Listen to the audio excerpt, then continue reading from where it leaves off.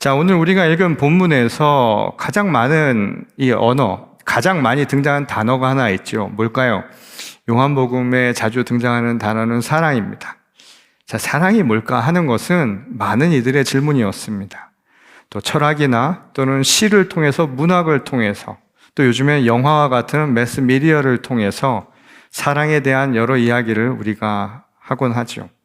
하지만 사랑이 뭘까라고 하는 것에 대한 정확한 답을 구하기는 참 어렵습니다. 왜냐하면 같이 사는 사람들, 서로 사랑한다고 알고 그렇게 고백했던 사람들 사이에서도 사랑의 차이가 어느 순간 벌어지는 것을 경험하게 되지요. 그래서 그 사랑 때문에 사랑했는데 상처를 받고, 사랑인 줄 알았는데 그것 때문에 아파하는 것, 참 아이러니한 게 우리의 인생입니다. 그래서 사랑을 통해서 때로는 아픔 당한다는 것, 사랑하니까 아프다, 이런 말이 잘 되지 않을 것 같은 것들이 우리 인생에 벌어지곤 하죠. 자, 그렇다면 그 사랑에 대해서 예수님은 어떻게 우리에게 이야기를 하셨을까요? 오늘 우리가 읽은 이 본문에 나오는 요한복음 15장은 사랑에 대한 예수님의 정의를 우리가 이해하는 데 아주 도움이 되는 성경의 한 장이라고 할 수 있을 겁니다. 이 본문은 사랑에 대한 이해를 돕기 위해서 두 가지 개념을 대조하며 우리에게 사용을 하고 있는데, 그것은 첫 번째는 이 계명이라는 개념입니다. 예수님은 서로 사랑하는 것을 계명이라고 우리에게 말씀하셨죠. 그러니까 계명의 형태로 우리에게 서로 사랑하라, 이렇게 말씀을 하신 겁니다. 이 공간복음서, 그러니까 공간복음서는 마태, 마가, 누가복음을 일컫는데 여기에 공통적으로 다 등장하는 이야기 중에 한 율법학자가 예수님에게 이런 질문을 하는 내용이 나옵니다. 그게 뭐냐면, 모든 율법의 계명 가운데 가장 으뜸, 가장 우선되는 것이 무엇입니까? 라고 질문하는 게 있습니다. 그때 예수님이 그 질문에 대해서 이렇게 답하시죠. 하나님을 사랑하고 내 이웃을 내 몸처럼 사랑하는 것, 그것이야말로 가장 큰 계명이라고 이야기를 합니다. 그거보다 큰 것은 없다라고 이야기를 하죠. 오늘 본문인 요한복음에서도 사랑을 계명이다라고 이야기하는 것으로 보아서 아마도 요한은 이 예수님의 사랑의 정의를 아마 이 실천이라고 하는 것에 초점을 두고 전하려고 했던 것으로 보입니다. 그런데 사랑을 계명처럼 지킨다라고 하는 것이 사실 좀 맞득지 않은 말이죠. 이 사랑을 계명처럼 한다? 그것은 어떻게 보면 마지못해 하는 것, 마음에 없는 것을 내가 계명이기 때문에 행한다라는 의미를 줄 수가 있죠. 그거는 사랑이라고 말할 수 있을까 싶을 정도일 겁니다. 때로는 위선처럼 느낄 수도 있고요, 가식처럼 느껴질 수도 있고, 때로는 그게 자기 만족을 위한 행동에 지나지 않은 것처럼 느껴질 때가 있습니다. 우리가 사랑이라고 생각하지만 대개의 경우 사랑은 우리 감정이나 우리 무언가를 채워주는, 욕구를 충족하는 도구처럼 생각할 수도 있는 법입니다. 그래서 때로는 상대방이라고 하는 것, 하나님과 그리고 이웃이라고 하는 목적어가 굉장히 중요할 수도 있겠구나라는 생각을 해보죠. 그리고 사랑은 무언가를 향한 것이지 나로 위해서, 나를 위한 것이 아님을 우리가 생각해 볼 수 있는 대목입니다.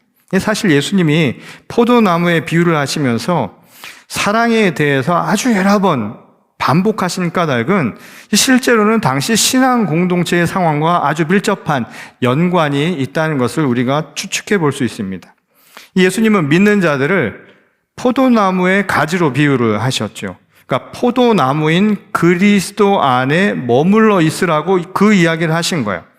이 가지가 포도나무에 붙어 있어야 열매를 맺는 것처럼 포도나무이신 그리스도, 그분을 몸으로 삼은 신앙 공동체 안에 머물러 있어야 우리도 구원이라고 하는 열매를 맺을 수 있을 것이다, 그렇게 이야기를 한 겁니다. 그러니까 누구도 그리스도의 몸된 공동체를 떠나서는 구원의 열매를 맺을 수 없을 것이다, 아주 분명하게 이야기를 한 겁니다. 이를 통해서 우리는 요한복음이 기록될 무렵에 당시 초대 신앙 공동체라고 할 수 있는 교회가 어떤 상황이었는가를 미루어 짐작할 수가 있죠.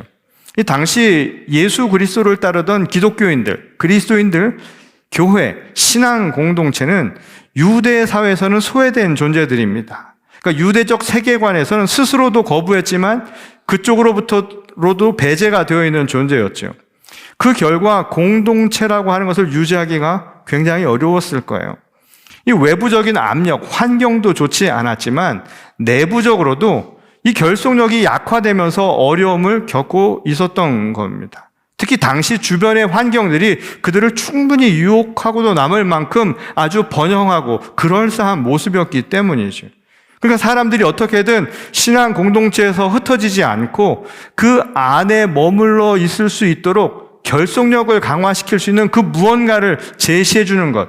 이게 바로 요한 복음을 통해서 우리에게 전하려는 메시지였다는 거예요. 요한이 예수님이 하신 말씀, 서로 사랑하라고 하는 이 말을 계속 반복적으로 한 것은 이 사랑을 통해서 공동체에 사람들이 떠나지 않도록 만들 수 있는 일종의 결속력을 찾고자 했다는 것이죠. 거기에 사랑을 계명이라고 이야기를 해줌으로써 사랑에 대한 실천, 그리고 그 사랑을 통해서 결속력을 가져서 교회 안에 남아 있어야 할 그 이유를 아주 강하게 무게감 있게 해주었던 겁니다. 그렇게 해서라도 공동체가 흔들리지 않기를 바랐던 것이죠. 그렇다고 해서 사랑을 율법주의자들이 말한 이 계명과 동일시하기는 좀 어렵죠. 율법이라고 하는 것의 특징은 뭐냐 하면 우리가 국가의 조세 의무라고 하는 것도 그렇지만 그것은 선택사항이 아니라 의무사항입니다. 그런 규정이 정해졌다는 것은, 그러니까 율법이 가진 특징은 뭐냐면 강제력이 있어요. 그러니까 거기에 속한 공동체의 이론은 그 율법의 적용을 받는 한 강제력에 의해서 움직이기 마련이라는 겁니다. 그렇다면 예수님의 사랑도 그런 강제성을 가질 수 있는 걸까요? 이 강제적으로 사랑한다는 게 말이 안 되잖아요. 너 나 사랑해. 사랑해야 돼 라고 하는 게 물론 또 그렇게 되는 분들도 있을 거예요. 그렇죠? 예전 분들은 결혼을 할 때 얼굴 안 보고 결혼하신 분들 계시죠? 혹시 여기 계세요? 용감하신 분들? 네. 얼굴도 안 보고 예전에는 사진으로만 확인한 분들도 있어요. 여기 계실 것 같기도 한데. 제가 얼핏 듣기로는 계신 분도 계세요. 얼굴 한번 보지 않고 굉장한 분들이죠. 무슨 상상을 했는지 모르지만 그냥 듣기만 하고도 그렇게 결혼을 하신 분들이 있어요. 그리고 연애를 하지도 않았는데 예전에는 부모님이 여기 이렇게 하자고, 지금 애를 낳고 키우고 있는 분들 중에 이미 벌써 애들과 상관없이 사돈 계약을 맺으신 분들도 있는지 모르겠어요. 그래서 니네는 사랑해야 돼 라고 하는 그 강제력을 갖게 만들 수 있을지도 모르겠습니다. 하지만 그걸 우리가 사랑이라고 말할 수 있을까요? 오늘 본문을 보면 이 구절에 예수님의 사랑이 다르다는 것을 이렇게 우리가 유추할 수 있는 구절이 나옵니다. 아버지께서 나를 사랑하신 것 같이 나도 너희를 사랑하였으니 나의 사랑 안에 거하라. 이거 많이 듣던 말인데 조금 이 말이 무엇인지 헷갈리실 거예요. 자, 여기서 말씀하신 사랑은 하나님으로부터 받은 사랑이에요. 자, 예수님의 입장에서 이 이야기는 무엇을 얘기하는가 하면 내가 하나님으로부터 받은 그 사랑을 너희에게 증거하고 그랬으니 그 증거된 사랑을 가지고 너희도 사랑하며 살아라. 이 이야기입니다. 그러니까 이 이야기는 똑같은 사랑을 가지고 함께 정의를 내리고 있는 거예요. 자, 이건 뭘 얘기를 해주냐면 예수님이 우리에게 온 사건은 무엇입니까? 하나님의 사랑을 확증한 거예요. 구원의 사건이죠. 예수님의 십자가 사건은 죄 많은 우리를 구원하기 위해서, 우리를 용서하시기 위해서 그 사랑을 보여주신 거예요. 그러니까 아버지의 사랑이 예수님을 통해서 나타난 것처럼 이제 우리가 받은 그 사랑, 구원을 받은 그 사랑으로 너희도 서로 사랑하며 살라고 하신 말씀이라는 거예요. 지금 이 이야기는 똑같은 사랑이라는 거예요. 결국 무엇을 얘기하냐면 너희가 해야 할 사랑은 내게 주신 하나님의 사랑, 너희를 위해 주신 하나님의 사랑을 너희도 함께 나누라고 하신 말씀이라는 겁니다. 그러니 이런 의미로 본다면 율법에서 이야기한 계명과는 전혀 다른 의도로 하신 것임을 알 수가 있죠. 단지 계명의 형식을 빌어서 실천하라는 것, 실천되어야 한다는 것, 그것이 드러나야 한다는 것을 얘기해 주는 겁니다. 말하자면 사랑은 머물러 있는 게 아니라 그것이 나타난 바가 되어야 된다는 거예요. 하나님의 사랑이 그냥 멈춰 있었던 것이 아니라 예수님의 십자가 사건을 통해서 우리에게 나타난 것처럼 우리도 그 사랑을 나타내어야 한다는 게 이 이야기의 핵심이었던 것이죠. 그게 바로 살아있는 이 사랑의 힘이라는 거예요. 생명력이라는 거예요. 죽은 게 아니라는 거예요. 이것을 잘 보여주는 한 성경의 구절이 있습니다. 예수님의 형제로 알려진 야고보의 고백이죠. 야고보서 2장 14절부터 17절을 보면 내 형제들아 만일 사람이 믿음이 있노라 하고 행함이 없으면 무슨 유익이 있으리요? 그 믿음이 능히 자기를 구원하겠느냐? 만일 형제나 자매가 헐벗고 일용할 양식이 없는데 너희 중에 누구든지 그에게 이르되 평안히 가라, 덥게 하라, 배부르게 하라 하며 그 몸에 쓸 것을 주지 아니하면 무슨 유익이 있으리요? 이와 같이 행함이 없는 믿음은 그 자체가 죽은 것이라. 자, 야고보서의 이야기는 잘 알려져 있어요. 한때는 이것 때문에 야고보서를 읽지 않은 사람들도 있어요. 행함이 있는 믿음을 희한한 거예요. 신앙을 희한하게 갖죠. 이것 아니면 저것으로 생각하는 분들은 개신교가, 이 프로테스탄트 이 정신이 결국 믿음에 있다고 이야기를 해서 실천과 행위와 구별을 짓는데 그 이상한 얘기예요. 그것은 사랑이라고 하는 정의만 있고 사랑을 행하는 것을 인정하지 않겠다는 것과 똑같은 이야기인데 야고보서의 이야기는 그런 의미로 말한 게 아닙니다. 야고보가 이야기한 것은 믿음이 무엇인가에 대한 추상적인 정의를 내리는데 목적이 있지 않아요. 이 이야기를 한 이유는 그게 아니죠. 믿음이라고 하는 것이 어떻게 열매를 맺느냐, 이게 중요한 거예요. 이것은 결국 요한복음에서 이야기한 얘기를 반복한 것과 똑같은 거예요. 여기서 말한 믿음은 뭘 말하는 걸까요? 믿음은 우리를 사랑하셔서 하나님이 예수 그리스도를 통해서 우리를 구원해 주셨다라는 믿음 아닙니까? 그게 우리가 믿는 믿음의 핵심이잖아요. 예수 그리스도를 통해서 구원받았습니다라고 하는 그 믿음. 결국 그 믿음이 요한복음의 이야기를 빌자면 사랑인 거예요. 그 믿음의 열매는 사랑으로 확증된 바 되었다는 거예요. 그럼 그 믿음을 가졌다는 것은 뭘까요? 우리도 그 믿음을 행하는 것이죠. 서로 사랑하라는 거예요. 이게 믿음의 열매인 겁니다. 그러면 죽은 믿음이라는 건 무엇을 의미할까요? 이 사랑이 없으면, 서로 사랑하지 않으면 믿음이 아닌 거예요. 교회 나와서 믿는다고 이야기하면서 사랑이 없는 거예요. 그거 죽은 믿음이라는 거예요. 진짜 아니라는 거예요. 성경을 수만 번 읽어도 사랑하지 않으면, 누군가를 사랑하지 않으면 자기 좋은 거예요. 그건 위선일 수 있어요. 자기만을 위한 게 될 수 있다는 거예요. 그건 진짜 믿음 아니고 진짜 하나님을 따르는 자의 모습도 아닐 수 있다는 것입니다. 이게 바로 오늘 계명을 통해서 우리에게 이야기하고자 했던 사랑의 의미입니다. 두 번째는 기쁨이라는 단어입니다. 오늘 본문 11절을 보면 내가 이것을 너희에게 이름은 내 기쁨이 너희 안에 있어 너희 기쁨을 충만케 하려 함이라. 이렇게 말씀하셨죠. 예수님은 서로 사랑하라는 이 계명을 우리가 지키면 우리 안에 기쁨이 충만해질 것이다. 이렇게 이야기를 한 거예요.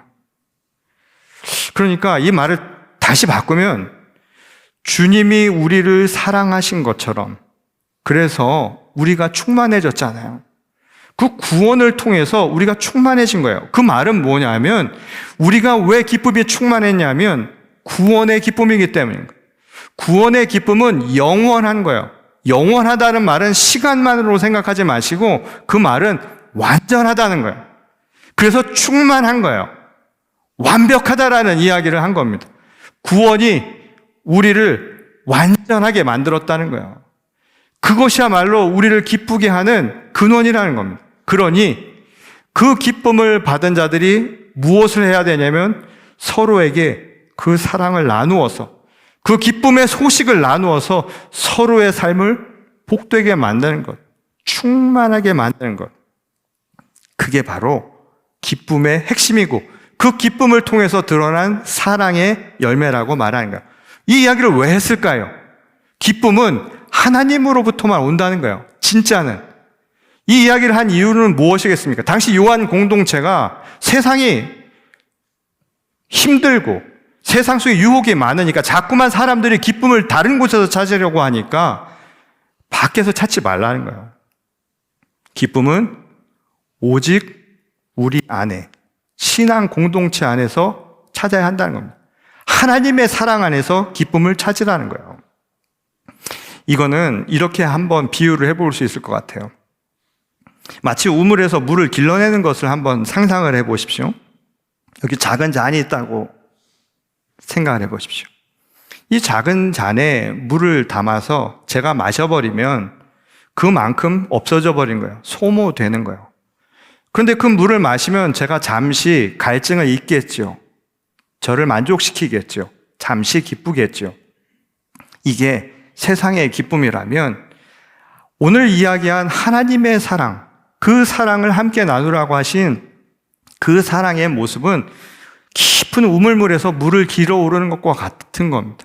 근데 그것을 길어 오른다고 해서 소모가 되는 것이 아니라 다시 채워지는 거예요. 다시 그곳을 충만케 하는 것이죠. 그때 비로소 오는 게 진짜 기쁨이라는 거예요.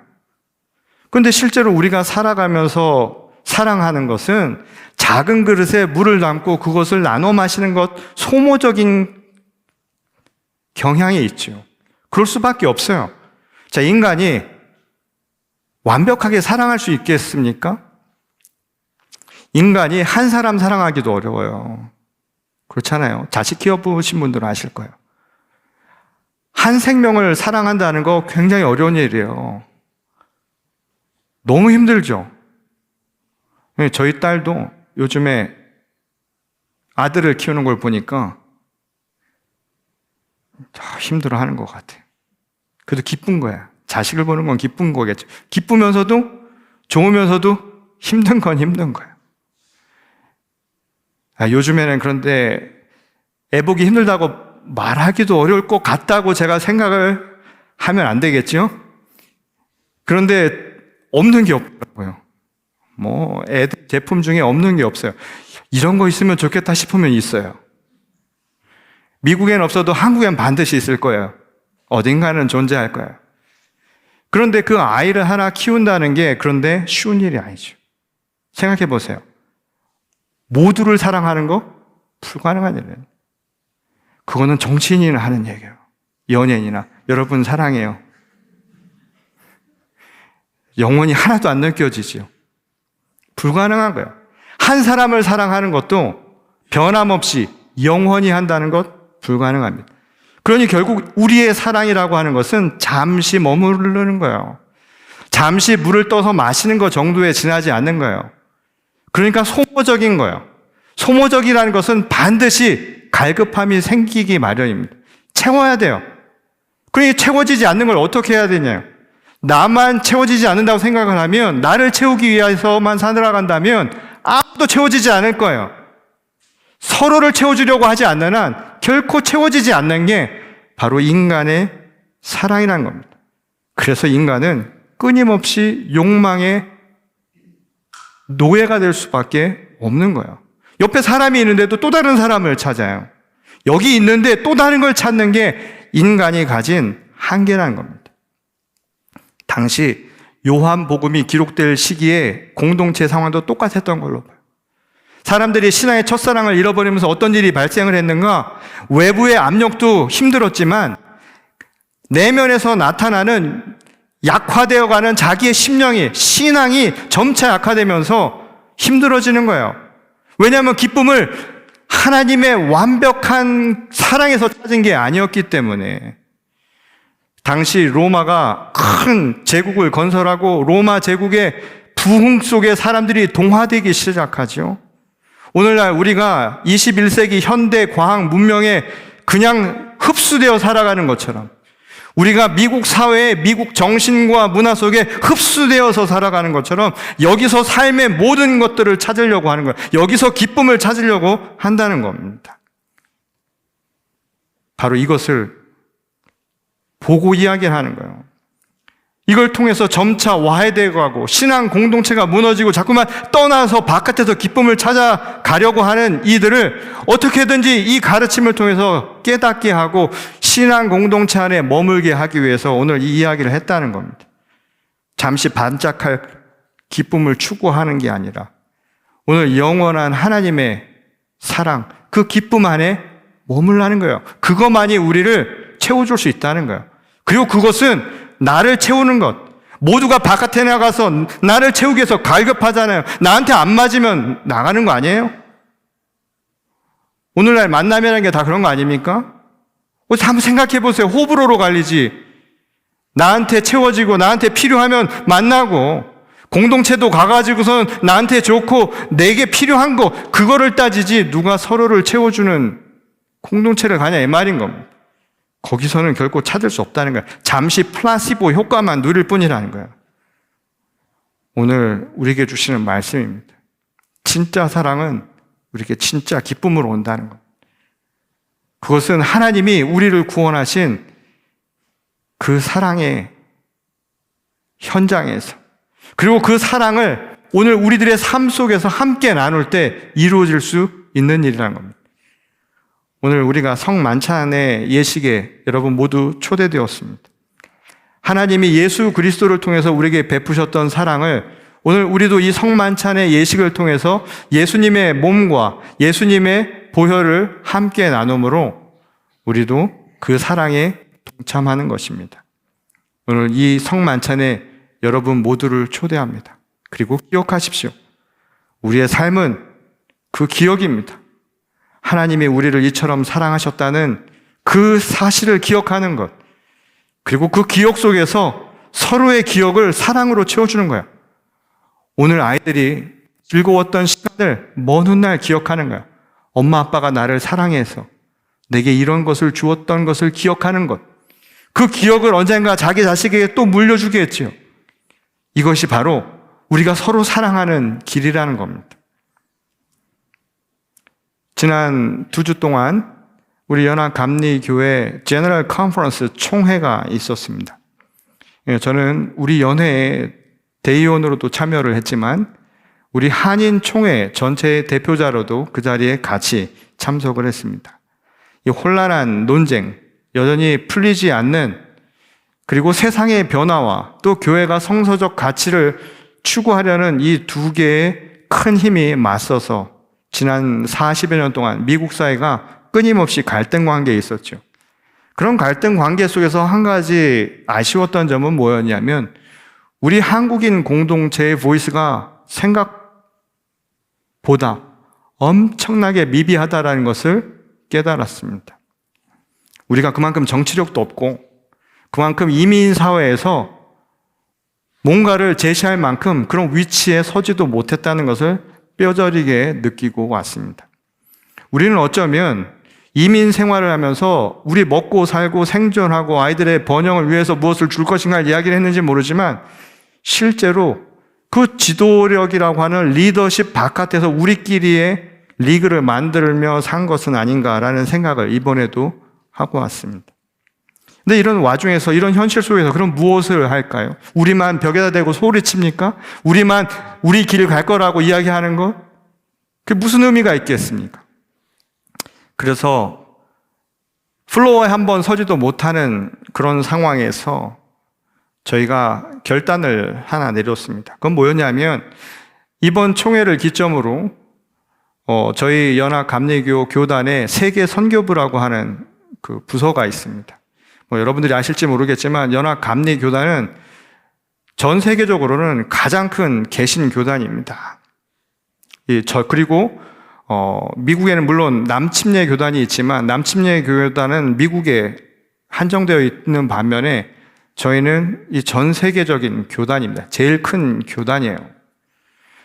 그리고 지금까지 했던 선교는 개교에서 하는 수준이 아니라 거의 국가적 수준에 맞먹을 만큼 엄청난 세계 선교를 해왔습니다. 이번에도 140국가에 140명의 또 140명이 아니라 140 선교 지역을 그곳에 세우기로 했습니다. 그래서 저희도 결단을 했습니다. 물론 다른 분한테 묻지 않고 우리가 결단을 했습니다. 그리고 이제는 그렇게 만들어가리라고 했죠. 그게 뭐냐면 우리 한인 교회들이 140개 선교 지역을 다 섬기겠다. 3년 동안 저희가 다 섬기겠다. 그렇게 했습니다. 왜 그랬는가? 모든 논쟁 속에서 오늘 저희는 교회의 본분이 무언가를 다시 한번 생각해 보게 됩니다. 교회의 본분은 오늘 예수님의 말씀처럼 우리가 받은 하나님의 사랑을 서로에게 나누는 겁니다. 우리만 세상 사는 게 좋았다고, 우리만 기억 가지고 좋은 기억 살고 가는 게 아니라 세상 곳곳의 모든 이들이 살만했다고, 인생은 아름다웠다고, 하나님의 사랑을 나도 받았다라고 말할 수 있는 그런 세상을 만들어가는 것입니다. 오늘이 어린이 주일이기도 하죠. 5월 5일이잖아요. 어린아이 같은 자들에게 하나님의 나라가 속했다라고 예수님이 말씀하셨는데, 여러분 어린아이 같다는 게 뭘까요? 뭘까요? 어린아이 같이 행동하는 걸까요? 차일디시한 거? 남편이 애같이 굴어봐요. 정말 힘드실 거예요. 그건 애 키우는 정도가 아니죠. 어린아이 같다는 것은 그렇게 행동하라는 것이 아니라 하나님 눈에 그렇게 보인다는 겁니다. 어린아이 같다는 건 뭘까요? 하나님의 말씀, 하나님의 뜻이 스펀지처럼 들어가기 때문입니다. 웃는 대로 웃고 우는 대로 함께 울 수 있는 것, 그게 사랑이고 그게 하나님의 사랑을 따르는 사람들의 모습입니다. 그래서 오늘 우리에게 부르신 말씀처럼 서로 사랑하라는 이 말씀대로 오늘 우리도 세상 곳곳에 나가 하나님의 말씀대로 선교적인 사명을 안고 그들에게 좋은 기억을 심어줄 수 있도록, 하나님의 사랑이 땅끝까지 전파될 수 있도록 함께 수고하고 함께 달려가는 저와 여러분 모두가 될 수 있기를 주의 이름으로 간절히 축원합니다. 우리 다 같이 기도하겠습니다. 우리를 지극히 사랑하시는 아버지 하나님, 오늘 주께서 주신 그 말씀을 우리 마음속에 다시 한번 새기며 오늘 우리가 나가야 할 방향을 점검하기를 원합니다.